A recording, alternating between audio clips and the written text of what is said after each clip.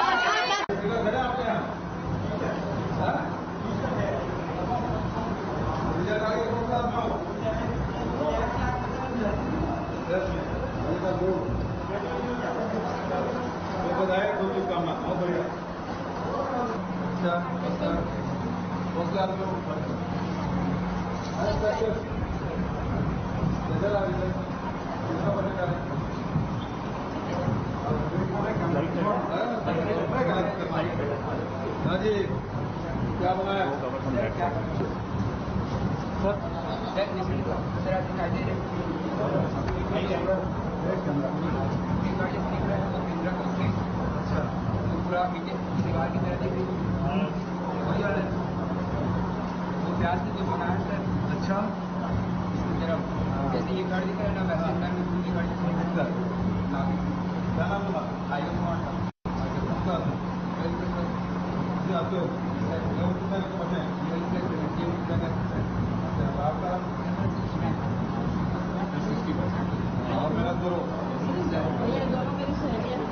ग्रामीण क्षेत्र में शहर में जैसे गौठान समिति में जो उत्पादन करते स्वतः उत्पादन करते वहाँ विक्रय व्यवस्था है। उसी मार्ग में कोनो काम कर रहे हैं वहाँ जाकर कोनो खरीदी करे। जय जवाहर। वो नाम किरण खाबेल है। मैं किरण सब्जी मार्ट में काम करता हूँ। हमारे किरण मार्ट बहुत अच्छा से चला था। 40 लाख के हमारे इनकम हो गए। जब हमारे का 5.5 लाख हमारे लाभांश होंगे तब हमारे मेहनत होगा। और उसी मार्ट में काम करके हमें बहुत अच्छा लगता है। जो बड़ी बिचौड़ी जो हमारे घर घर जाके बेचा फिर आप लोग हमारे पास आते खरीदे। खूब बधाई। अब जब बिलासपुर आया हूँ तो निश्चित रूप से कुछ देख रहा हूँ तो अभी तीसरा वाला मंत्र बैठे हैं तो वहाँ स्वामी आत्मानंद अंग्रेजी स्कूल वहाँ खोले जाए घोषणा करा था। जोरा पारा तालाब के सौंदर्यीकरण किए जाए होकर घोषणा और अरपा नदी किनारे नाली निर्माण कराए जाए। पंडित देवती नंदन दीक्षित सभा भवन के उन्नयन और नवीनीकरण कराया जाए देकर घोषणा। गांव महाविषय बैठक सभा कक्ष का निर्माण कराया जाए देकर घोषणा। बसंत विहार में नवीन विद्युत क्षेत्र जोन का सृजन किया जाएगा। बिलासपुर के वैकल्पिक प्रवेश मार्ग यदुनंदन नगर पिपरा सब्जी बाजार से गुरु अमरी रेलवे क्रॉसिंग होते हुए गौरव पथ बिलासपुर तक मार्ग चौड़ीकरण मजबूतीकरण एवं डामरीकरण कराया जाए लेकर घोषणा। राजा रघुराज स्टेडियम में क्लब लाइट की व्यवस्था की जाए। अभी ये मंत्री जी कहा थे तो वहाँ करीब 1200 सीटर की कोनी में अभी बना थे 22 करोड़ के बना निर्माण में। मिट्टी परीक्षण प्रयोगशाला तिलक नगर का जीर्णोद्धार और वरिष्ठ कृषि विकास अधिकारी जिला एवं तखतपुर कार्यालय की मरम्मत कराई जाए देकर घोषणा। तो लगातार बिलासपुर के विकास पर निरंतर काम करा था और बहुत धन साथी में है अपन बात थे बहुत जन का आवेदन आ गए। निश्चित रूप से वो विभागों में इस कार्रवाई हुई।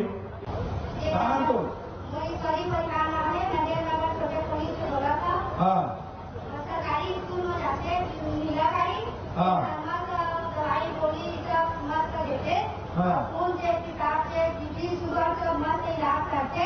15 दिन की 15 दिन जाते। और पैसा कब देता हूँ नहीं ले पैसा डॉक्टर इलाज करते पैसे नहीं दे नहीं ले और दवाई के भी नहीं पैसे नहीं दो नहीं ले फोकट में। हाँ अब तो ना मोबाइल नंबर नाम एंट्री करवा के सब चीज जांच मस्त अच्छी तरीका करके। अच्छा फ्री इलाज होते ये योजना सब लाभ लेना चाहिए है ना। सब लाभ मिला। जय जवाहर जी वैभव वैष्णव। अच्छा कहाँ पढ़े रहते हैं एमए करा था। अच्छा तो पहले रजिस्ट्रेशन करा रहे बारह पढ़े थे कि भारत तो अभी आगे मिले तो 25 3 तारीख रायपुर गए हैं। अच्छा जैसे बटन दबाएगा समझ के 10 मिनट में खाता पैसा आए। खाता पैसा आ गए 1,000 टका जिस दिन हम 30 तारीख के बाद रह गए हैं तो जैसे हम कहे रहे हम के सबके सामने कि हम ये प्रक्रिया पूर्ण है आरक्षण रुके हुए है। हम जैसे आरक्षण मुद्दा क्लियर हुई साय हमारी कागो भर्ती करके तो जैसे वो वादा पूरा 3 तारीख के की बात हुए 1 तारीख के सर्वोच्च न्यायालय से आदेश आई जैसे मुद्दा क्लियर हुए साय भर्ती हुए हो बधाई। जय जवाहर कहाँ तो रश्मि ठाकुर अच्छा अश्मी ये रश्मि किधर है और आप 8वीं हैं? Yes sir. कौन क्लास में? I study in class 12। और आपके माता पिता क्या नाम और क्या करते हैं? My father's name is Mr Ashok Thakur and my mother's name is Mrs Bharati Thakur. My father is at private job and my mother is a homemaker. अच्छा, इससे पहले कहाँ पढ़ती थी आप? आई वॉज इन महर्षि विद्या मंदिर। और कभी फीस देते थे? Around 80,000 sir. अब यहाँ कब तक देते थे? No amount of fees is taken in this school. अच्छा, 80,000 मांगे? Yes sir. No sir, annually 80,000 annually. हाँ जी, 80,000 तो बाकी था? Yes sir. तो बाकी में घड़ी थे तो mummy papa? Sir, I'm very grateful to you for giving us this golden opportunity by providing all the advanced facilities that are required for us to study efficiently. तो अशोक भाई ये बोल रहे थे कि 80,000 मुख्यमंत्री बता दी तो, है ना? Yes sir. आप बता रहे तो पॉकेट मनी बढ़ा दी।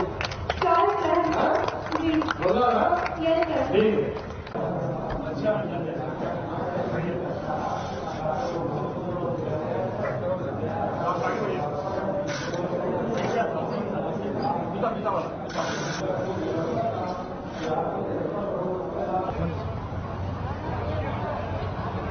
और सम्मानित मुख्यमंत्री महोदय सोनम साहब के बीच में जोरदार तालियों से उनके कार्यों का भूमि पूजन शिलान्यास 323 करोड़ 4 लाख रुपए के कार्यों का भूमि पूजन शिलान्यास हो रहा है और साथ ही विधानसभा के कुल 29 कार्यों का कुल 150 करोड़ है 69 कार्यों का भूमि पूजन और शिलान्यास कुल 473 करोड़ 90 लाख 36,000 रुपए के कार्यों का गीत होगा।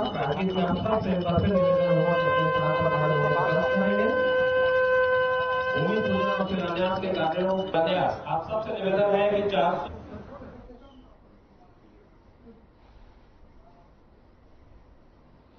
वहीं कर्नाटक विधानसभा चुनाव में कांग्रेस ने बहुमत के साथ जीत दर्ज की है, जिस पर अब छत्तीसगढ़ में विभिन्न पार्टियों के जनप्रतिनिधियों और कार्यकर्ताओं ने भी प्रतिक्रिया दी है। आपको भी सुनाते हैं नेताओं ने क्या कुछ कहा।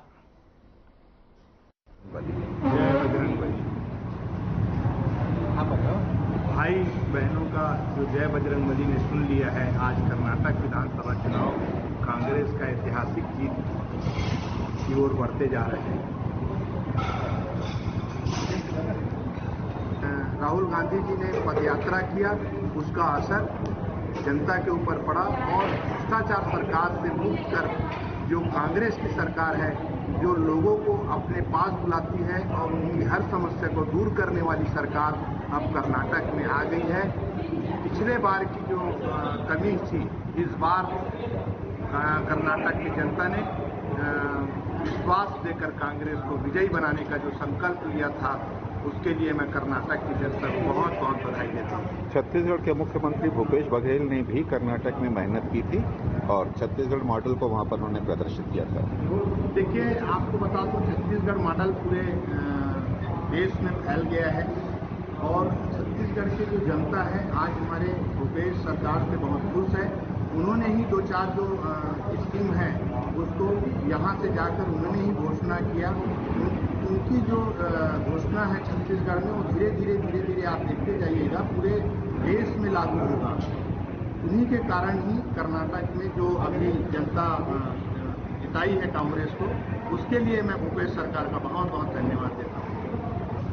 कर्नाटक विधानसभा की जो जीत का श्रेय हमारे आदरणीय राहुल गांधी जी, प्रियंका गांधी जी और हमारे राष्ट्रीय अध्यक्ष मल्लिकार्जुन खड़गे जी को मैं बधाई देता हूं और इस जीत की पूरे कर्नाटक की जनता और पूरे कर्नाटक के कांग्रेस के कार्यकर्ता के द्वारा जितना मेहनत किया गया है और बजरंगबली का जो आशीर्वाद आज कांग्रेस पार्टी को मिला है, वो कांग्रेस पार्टी को मिला है वो अभी लगातार खाते खुल रहे हैं यूपी के अंदर और जालंधर एक जनतांत्रिक तरीके से जीती हुई सीट हमारे लिए बहुत महत्वपूर्ण रखती है। जब देश इस तरीके से तानाशाही के रवैये के उससे गुजर रहा है, उस टाइम पे लोकसभा सीट इतने कठिन समय में निकालना, ये बहुत बड़ा जनता के बीच में आम आदमी पार्टी का जो विश्वास है उसको दर्शाता है। और यूपी में जिस तरीके से लगातार अभी तक काउंटिंग चली रही है, बंद नहीं हुई है, तो खाते कितने खुल गए इसके तो फाइनली अभी डिक्लेयर होंगे, लेकिन अभी लगातार खाते खुलने की सूचनाएं हमें लगातार मिल रही है। तो ये बहुत कठिन दौर में और जनतांत्रिक तरीके से जो हमें जीत हासिल हुई है उसका एक बहुत बड़ा हम सबके लिए खुशी का माहौल है। उसी के लिए हम जनता के बीच धन्यवाद करने आए कि जनता में बहुत प्यार दे रही है, छत्तीसगढ़ में भी लगातार प्यार दे रही है। उसी के लिए हम जनता को धन्यवाद कर रहे हैं, उनको अपना धन्यवाद ज्ञापित करो और मिठाइयाँ बांट के दूसरे के प्रति हम अपना खुशी करें। खुशियाँ सेलिब्रेट कर रहे हैं सर। क्या मना रहे हो? हाँ जी, क्यों? जलंधर जीत गए हम लोग। हाँ, आज हम 0 से फिर 1 हो गए लोकसभा में। ये तो अभी शुरुआत है और हम 100 से पार करेंगे 2024 में, ये हमारा उत्साह है। यूपी में भी बहुत सारे नगरीय निकाय में हम लोगों ने खाता खोला है। और जो हैं वो बीजेपी के खिलाफ आए हैं, क्या मानते हैं कि क्या ट्रेंड सेट हो रहा है? This is a positive sign. जो लोग ये बोलते हैं ना कि हमारे प्राइम मिनिस्टर जी एक ऑरेंज पेन लेके जिद्दी बच्चे की तरह हो गए कि मम्मी मेरे को हर जगह सरकार चाहिए, भले पैसों से करें या किसी और की सरकार बनी हुई लोकतांत्रिक तरीके से चुनी हुई सरकार को गिराना पड़े। ये ढींगा दिखाया है जनता ने उनको कि दादागिरी नहीं चलेगी। ये लोकतांत्रिक देश है और यहाँ सबको साथ लेके चलना पड़ेगा। घटिया बात है कि बजरंगबली जी की जय बोल के बटन दबाना। परिणाम जो है वो भारतीय जनता पार्टी के खिलाफ गए हैं जी, क्या मानते हैं? देखिए, एक तरीके से तानाशाही के खिलाफ गए हैं लोग। अब समझ रहे हैं बहुत ज्यादा, चाहे वो कोई सा भी सम्मोहन हो, एक न एक दिन टूटता है। तो अगर ये सम्मोहित है देश, तो उसका सम्मोहन टूटना शुरू हो गया है। अब पहल कहीं से भी हो सकती है, तो बस ये पहल है, धीरे धीरे सब लोग समझेंगे और पूरे देश से ये सम्मोहन टूटेगा। उत्तर प्रदेश के निकाय चुनाव में भी आप पार्टी ने खाता खोला है जी, क्या मान के चलती है? देखिए, उत्तर प्रदेश में भी खाता खुला है, ऐसे ही हर जगह खाते खुलेंगे।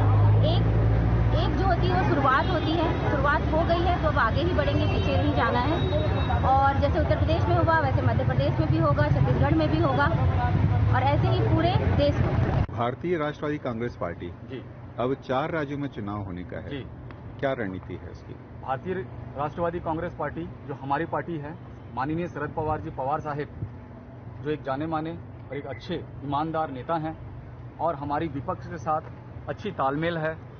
हम सब एक ही मुद्दे पे हम देश में चुनाव लड़ने वाले हैं, बाकी राज्यों में, जो कि है भ्रष्टाचार, धर्म की राजनीति और विकास। हमारी राष्ट्रवादी कांग्रेस पार्टी का अगर आप मॉड्यूल देखेंगे तो महाराष्ट्र का आप उठा के देख सकते हैं। जिस राज्य में एक समय ऐसा था जहां किसान आत्महत्या करने पे मजबूर हो गया था, आज उस राज्य में नासिक का एक उदाहरण मैं आपको बताना चाहता हूं, जहां आज अंगूर की खेती होती है और वहां के किसान आज इतनी खुशहाल जिंदगी जी रहा है। तो राष्ट्रवादी, वाकई में हम राष्ट्रवादी हैं और राष्ट्रवादी रहेंगे और हम देश की जनताओं के लिए काम कर रहे हैं और देश की जनता हमें स्वीकार कर चुकी है। आगामी चुनाव में आपको ये परिणाम दिखने लगेगा। देश में गाय बांटने वाले आधा लीटर दूध पर आ गए थे और लोगों ने अपना फैसला भी सुना दिया। ये जो फैसला है ये किम जोंग योग का खत्म होने का शुरुआत है और सत्य की लड़ाई है।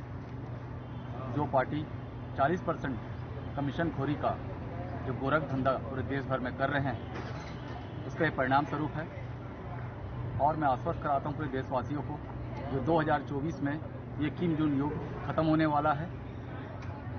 धन्यवाद। ये पार्टी मोदी को एक राष्ट्रीय चेहरा बना करके प्रस्तुत करने का प्रयास लगातार कर रही है जी, लेकिन देश के अधिकांश भाग में लोग स्वीकार करने को तैयार नहीं है। ये बात आपका सत्य है। आप ही देख लीजिए, मोदी जी आज तक इस देश के लिए कुछ नहीं किया है, पर जब से वो आए हैं इस देश में ऐसा प्रतीत हो रहा है जैसे उनके पिताजी का है। सारे संस्थान को बेच खाए हैं, चाहे रेलवे हो, चाहे आपका पोर्ट हो, चाहे इलेक्ट्रिसिटी हो, चाहे तेल कंपनियां हो, चाहे मोबाइल कंपनियां हो, चाहे एयरपोर्ट हो, सारे चीज़ को उन्होंने बेच दिया है।